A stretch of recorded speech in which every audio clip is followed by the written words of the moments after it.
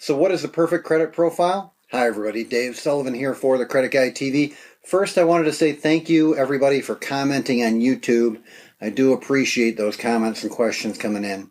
Had Chris actually reach out to me and ask me what is a perfect credit profile. You know, I've done the 7 steps to a perfect credit score that you can watch here, but it really depends on where you're starting from. And I thought that his situation that he described for me was relevant, and I wanted to kind of briefly go through it to maybe give you a better idea of how to improve. Everybody's credit score, or credit profile, I should say, is different.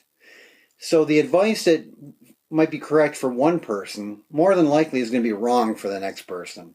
There are some general rules that everyone should follow, but because the individual credit reports are truly individual, you can't give blanket advice for everybody.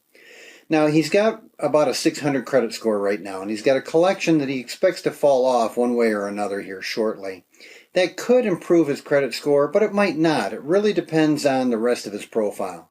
If you have somebody with many collections and they lose one more collection off their credit profile, probably not going to help that person a whole lot. If they had one collection on their credit and everything else is perfect, that collection coming off might actually help quite a bit. He's got 4 current student loans totaling around 15 grand that he's had on his credit file since May of last year. He's got 1 current car loan that's 13 months old. That's an installment loan, so that's important to remember. And then he's got 1 credit card with a few 30-day lates from 2014. Never good to have a 30-day late on a credit card, because once you have that 30-day late, it will always be categorized as something called current was 30 or current was 60, whatever it was.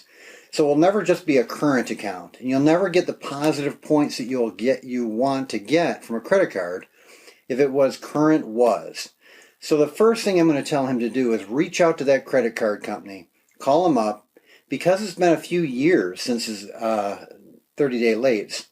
He can ask them for a goodwill removal of the 30-day late.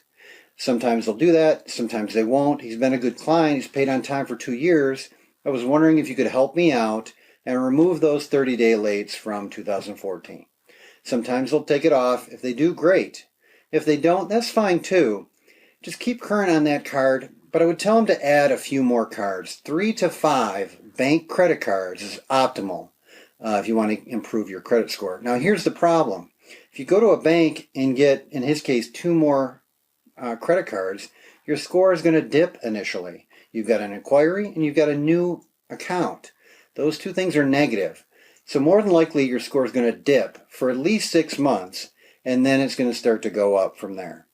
So as long as you have that time horizon where you can kind of make that change or absorb that negative hit that you're going to occur initially, then ride that out for 6 months, then I would make that move. One of the things he mentioned also is to keep the balances from 5 to 9% of the high credit on revolving accounts only.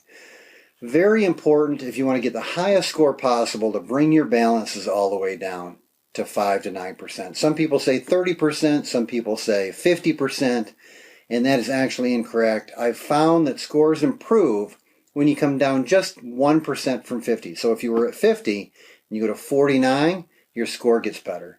And many times it's just a few dollars to bring it down to that next increment. So if you bring that down from 49 to 40, that's good, but you're going to get a benefit when you go from 40 to 49, or 39, I should say.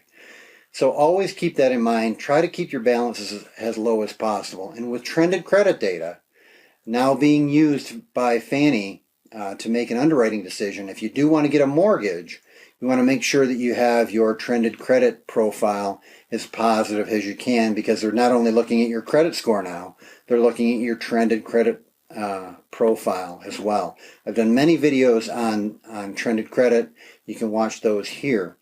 So Chris, thank you for the video. I do appreciate it, and all of the comments that we've gotten and the likes and the subscribers that we have. We're just up over 700,000 views and about 6,000 subscribers. I'm very humbled by all that. It does make it feel like I'm providing some sort of value. I hope it continues. If you want more information about how to improve your credit score, including the free 6 steps to a better credit score, go to getloanready.com. and it'll take you to a page on my website where you can download the worksheets and get a copy of my new book that should be out shortly. So that's Dave Sullivan here for the Credit Guy TV. So you, with a little bit of me, we're going to change the credit industry. Thank you.